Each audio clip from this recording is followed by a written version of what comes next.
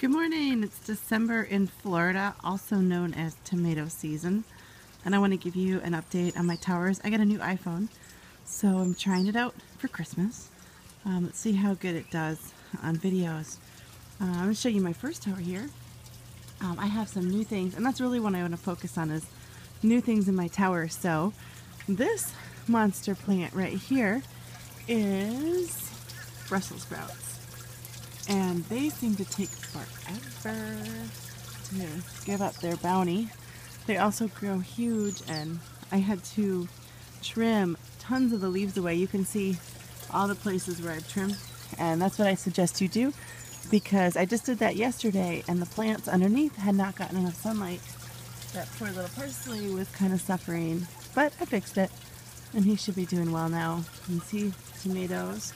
I've been getting I'm testing my pH right now. It's 6.4. I like it to be between 5.5 and 6. So I'm going to add some acid and lower it. So it's also spinach season in Florida. There's a little baby spinach, green beans. Our seasons are kind of backwards here in Florida. This is sort of a Minnesota summer. December is for us. This is called a gooseberry tomato. That's a new one for me. And the gooseberry is a yellow tomato. That one again wasn't getting enough sunlight, so I've got to fix it. I'm just looking here. Look at that. Something got my tomatoes, and I bet I know what it is. It's this big green caterpillar. I can tell because there's giant caterpillar poo. It's this big green caterpillar known as the tomato sphinx caterpillar, and he is going to be somewhere on this tomato plant, and I'm going to have to really take a good look, and he will go and munch all your tomatoes. They blend right in, so they're really hard to find, and I probably just need to look later when I'm not talking to you guys, because I don't want to bore you to death while I look for that. But yeah, he's there. The other thing I can do is I can spray BT on the tomato plant, but I'd rather just find them. So this is tower number 2. I got Swiss chard up to the sky. I've got dill. This is a new plant for me. This is cauliflower, and these again seem to take forever, several months to get any cauliflower. And again, I've trimmed the leaves so that the plants underneath have plenty of sunlight. And what I could have done is just planted them down below, but it's a new plant for me. I didn't know how big they'd get, so it's a learning experience. I have some new peppers. I didn't label them though, so I don't know what they are. Broccoli. And these flowers, they are so good. They are actually our favorite part of the broccoli, and we eat the flowers like we eat popcorn, and I let a lot of the heads go to flower. Here's a nice big head that I'm going to harvest today, and then we'll get some side shoots off of it. So I have a couple different kinds of broccoli. In fact, 3 different kinds. This is a regular broccoli, this is a baby broccoli, and this is a happy rich broccoli. I like to grow different kinds. Here we've got tomatoes coming down here. Thankfully the tomato sphinx caterpillar has not found this plant, and I hope it stays that way. I'm gonna harvest that tomato today, and I'll let it ripen up on the counter, and that way it'll protect it. Let's see, over here I have more tomatoes, and this plant's called the Eva purple ball because beautiful pink tomatoes. And I have a space down there. I didn't even realize that there needs to be filled. More cauliflower and green beans and all that. I've got more broccoli here. Again, trim. So you got to keep the leaves trimmed on your big plants. Here's some chili peppers. We use a lot of these. We make a lot of chili. Celery, way up there. Oh my goodness. It's like a tree. And then I have viola. I have viola on my front tower. I should show you guys that one.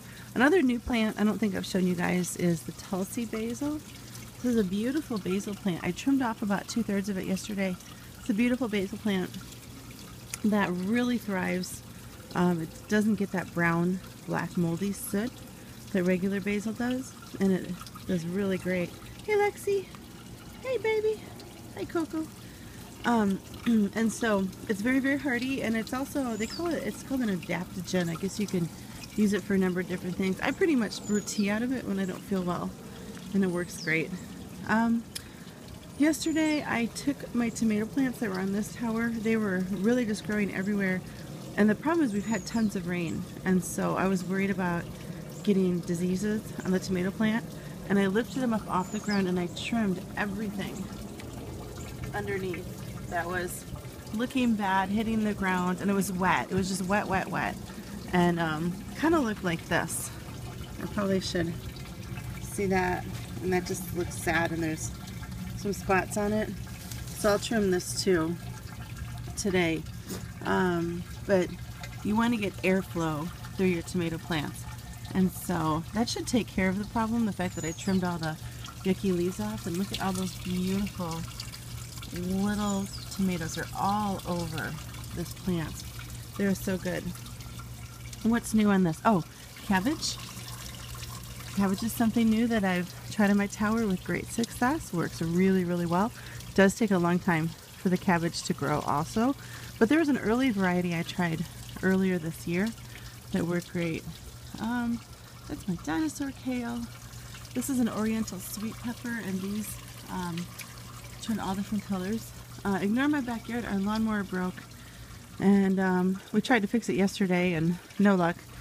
Oh, and this is beets right there.